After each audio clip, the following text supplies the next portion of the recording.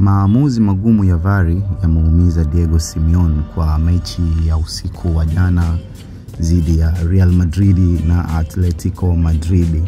Diego Simeone anadai ya kwamba Julian Alvarez hakugusa ule mpira, ile ilikuwa ni penalti sahihi, lakini referee baada ya kupokea lawama hizo kwa Mbappe alimuonesha ishara referee kwamba Alvarez ule mpira aliugusa mara mbili. Kwa hiyo referee uamuzi aliochukua ni kuwasiliana na semi ofisi ya VAR, na VAR ikampa majibu kwamba kweli ule mpira Alvarez ametouch, double touch.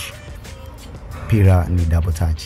Kwa hiyo kitu ambacho kinachomshangaza Diego Simeone, maamuzi ya penalti hayahusiani na VAR, ni maamuzi ya referee. Kwa hiyo ilitakiwa referee mwenyewe aende kwenye VAR athibitishe kwamba kweli ile ilikuwa ni double touch au sio double touch.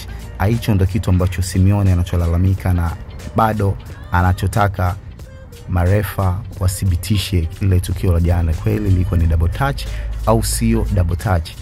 Ni maamuzi mabaya kutoka kwa upande wa VAR, kwa sababu VAR haiwezi kuamua mechi ya uwanjani, isipokuwa ni referee pekee ndiye anaweza kuamua. Kwa kilichomshangaza Diego Simeone, kuwa VAR ndiyo imeleta maamuzi kwenye mechi ya jana, sio referee.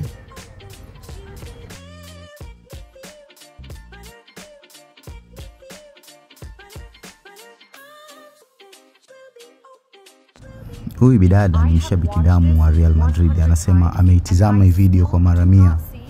Hakuona kwamba Alvarez mpira kitachi mara mbili. Kwa hiyo Real Madrid wanatakiwa wa play fair. Kama mshabiki mwenyewe wa Real anakiri kwamba ile ilikuwa ni penalti sahihi.